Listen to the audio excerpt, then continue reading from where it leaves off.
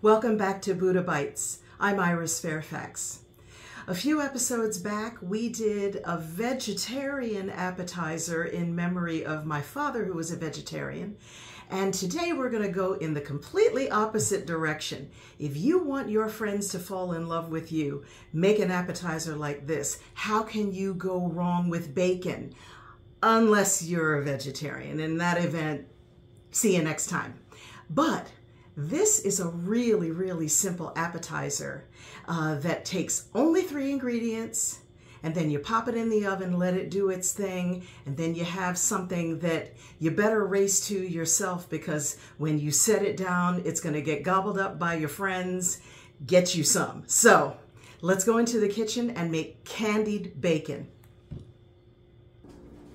Candied bacon. I love this, and I sort of came up with this on my own. I'm sure that there's a recipe somewhere, but we're not going to use that.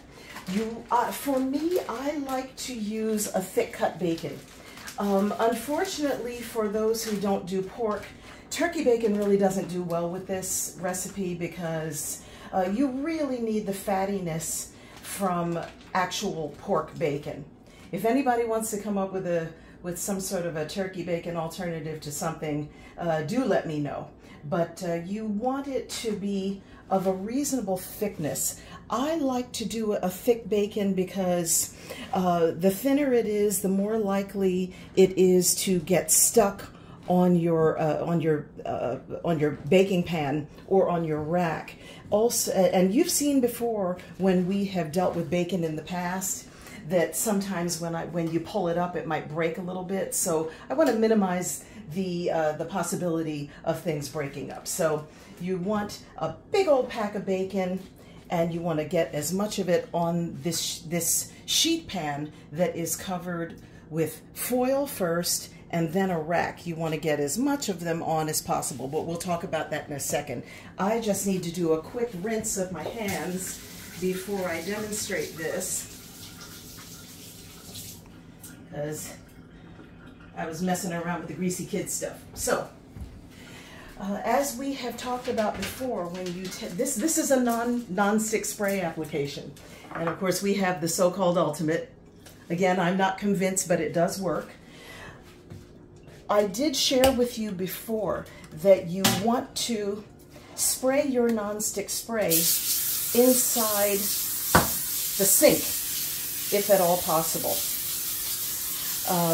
I have definitely had situations where I have sprayed non-stick spray not in the sink, and people have slipped and fallen, so you don't want to do that. So I'm going to set this down real quick, and the best type of rack to use is the one that only has the sort of the what do you call it? The metal going in one direction. I have, and you'll see in a moment, a similar type of a rack that has sort of a square formation. Those are perfectly fine. I use them all the time, but the problem is it's going to take you longer to clean that thing. So if you can get one of these, he laughed. How many minutes in before my brother-in-law laughed? So we want to place these on a single layer on the baking rack. You see how thick this is? Now the good thing about it being thick is that it's less likely to fall apart or break apart once you try to serve it. The bad news about that, which isn't really bad, is that it takes a little bit longer to cook when it is a thicker piece of bacon. The other thing is that you may not, but you may end up wanting to flip these at some point. You want to make sure that these stay in a single layer, because if they end up overlapping, you're not going to get the level of crispness that you want. So these will shrink, as you know. Look at this. This entire thing fit on one pan. So this goes bye-bye. And I'm just going to do another quick rinse before the next step here. These, of course, again, as I say, will shrink as they cook. So you don't have to worry about them necessarily touching each other, but you don't want them to overlap. Like these are overlapping a little bit, which means that the surface area doesn't get as much opportunity to crisp up. So that looks good to me. This is where we add our brown sugar. Now before I do, I want to show you a product that I became acquainted with, and now I have bought just about all of these. This is called Pro Keeper, and this is a set of containers for dry products. I love this one. This is specifically made for brown sugar, and I'll show you how that works. It has this terracotta piece that when you first get it, and then I would say maybe every once a month or so, or when you think about it, you then go back over to the sink and you wet this thing. You can actually let it soak in water for a little while and really let the water get absorbed. This is going to keep the brown sugar from getting hard, and you know that is definitely a problem with brown sugar because of the level of molasses in it. So this actually keeps this put, and when I open this up, it keeps the brown sugar nice and soft and ready for you to use.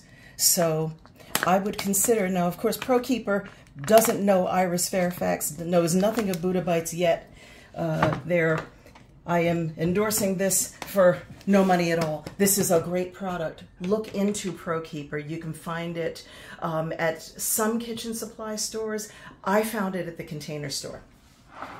But in the meantime, since I'm going to be putting my hands in this brown sugar a lot, I just poured some out before you got here. We want to be generous with our brown sugar, and wherever possible, if you can break up the clumps, that's good. You want to get it on as much of the bacon as possible, especially the fat. Okay, so this is not for waist watchers. I've demonstrated a number of recipes that are quite rich. It's not for you to do all the time. This is for, when your friends come over. This is for special occasions. This is not for every day. So I realize that this is quite the sugary, fatty creation. Just not for all the time. Everything in moderation, right? So this is pretty well blanketed in brown sugar, and it's totally decadent. Wow, did I actually measure out the perfect amount? I believe I might have. Go ahead, girl. Okay, there's a little lump here. Yes, my friends. This is a nice little blanket of brown sugar, and it's all going to be absorbed by this fatty bacon. So wonderful. Again, everything in moderation. So far we have bacon, brown sugar, and that gives you, the bacon gives you the fatty, smoky saltiness, and then the brown sugar gives you the caramel sweetness. What's a good foil for that? In my opinion, black pepper. So I'm just going to go high with this. Make it rain black pepper on this, and that is the perfect foil. It's going to give you a little bit of a bite to this lovely bacon creation.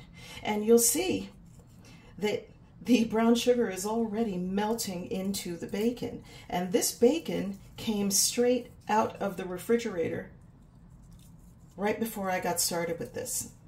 So I think that's a decent amount. So we're going to take this and we're going to place it, ooh, extra brown sugar, not. we're going to place this in a 375-degree oven. I am not going to tell you for how long. I'll tell you when this is done. The thing is with this kind of thing, you know, every oven is totally different. And so I'm just going to put this on the middle to lower rack and leave it to do its thing.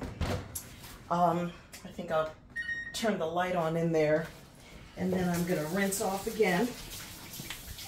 Now, a little earlier I did some, you know, I did a swap out. I did some, a sheet of candied bacon before you got here. And I fiddled with it a little bit. You're not going to want to go too far from this as it cooks, because you're cooking sugar, and you're cooking sugar on bacon fat. And the thing about it is, for a little while it looks like nothing is happening, but sugar goes from 0 to burnt very quickly. I can tell you from experience. So stick around, be nearby. You don't have to babysit it at this point, but you definitely don't want to go too far. Once you start to smell the bacon, once you start to smell the cooking brown sugar, then you want to sort of babysit it a little bit more. For now, it'll be a little while. In the meantime, I have a little bit of a surprise for you. And some of you will not believe where I'm going with this. Long ago, pre-pandemic actually, now I wash my hands well, so I can go into this with my hands. I made myself, well, let's just say, ever since I was a little kid, I have loved pickles, and I have loved pickle juice. I will drink pickle juice straight out the jar. So, I am about to make you not just a pickle-tini, but I am going to make you a banana peppertini.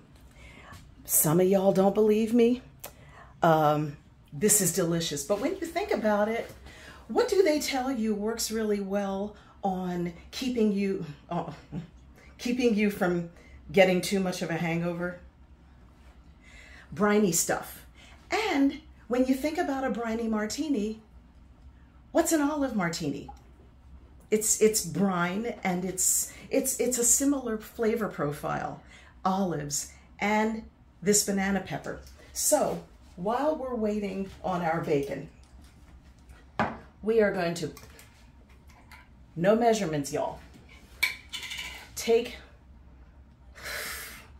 this banana pepper. Now I'm using mild rings. Some of you are a whole lot more gangster than I am. I cannot do the spicy. I've done it. I've tried it before, and look at this. I'm gonna make a mess, but you know what? It's my kitchen, and I always have a cloth nearby.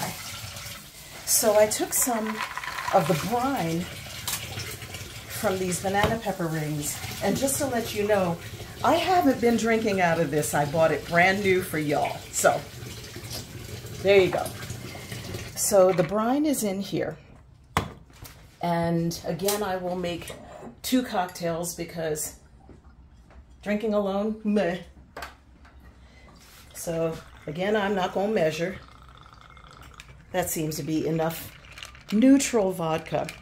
I actually do have a little bit of cucumber vodka and some other flavored vodkas. I've used them before. I haven't loved them. And even though everybody calls anything in a martini glass a martini, according to, formally speaking, a martini isn't a martini without Martini and Rossi. So it's not a martini without vermouth. But people do all sorts of things with the English language now. So I'm going to take a little bit of dry vermouth, not the sweet vermouth, because, no, not that. And I'm just going to very lightly put a little dash in there, and then we gets to shaking. So I have one of those 2-piece shakers that has the glass in the bottom and then the similar metal cup that you're supposed to sort of put together on a tilt. I've done that before, but with you all here, I am not taking a chance at messing that up. So I love this. You can't go wrong with these shakers as long as you push them down far enough. And of course you see that this is already good and cold.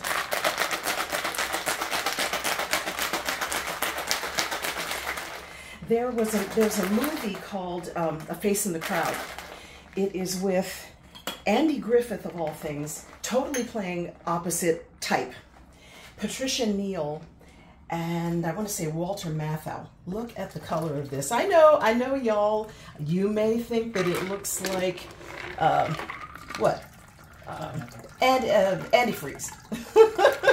But when I tell you, this is a thing of beauty. I love this thing. But anyway, back to A Face in the Crowd. This is a fantastic movie. And at one point, Walter Matthau and Patricia Neal are in a bar after work drinking martinis. And they talk about how the vermouth, just gonna garnish this a little bit. I like threes. That the vermouth, the vermouth blows a kiss at the gin. That's the expression. Obviously, we're not using gin today. We're using vodka. I don't know if I would recommend doing this with gin. That seems like a whole lot of flavors going on. But anyway, the idea of vermouth simply blowing a kiss at the gin, that's a dry martini. I just thought I'd mention that because I thought that was so cool. If you ever get a chance to see Face in the Crowd, that is a really fantastic film. And you will never look at Andy Griffith the same way again. So, we have our banana pepper martini. It is truly a martini because of the vermouth, the Martini and Rossi. I'm just going to sneak one because we'll be waiting a little while. I love this. What I would do for myself is maybe even put in a little bit more brine, because that's the way, I like it, So, I'm going to leave this be as best I can. We're going to continue to let the bacon candy up in the oven, and we'll be right back to enjoy it together. So, a little bit over a half an hour later, and I actually even turned these just so that I could get them a little bit crispier. You have your appetizer candied bacon. So, I'm gonna have to snatch. This is a whole rustic thing. You see, we just balled up some parchment. And you know, I had this handy, but come on. Is anybody really gonna be using that? And if they are, we're not even gonna talk about it. Y'all got the right amount of greasiness, saltiness, smokiness, pepperiness, brown sugariness, all the nesses in this one. Y'all, have some. Okay. And back to essentially my piccoltini. You can use pickles, you can use hotter peppers, you can use cherry peppers. Change it up as you like. It's about what you like. So I've already had a little sip of this. I'm going to give a little sip to the people I love. This is Iris Fairfax from Buddha Bites. Yum. You know, even the Buddha has to have a little fun sometime. You should have fun all the time. So you're the Buddha. Cheers.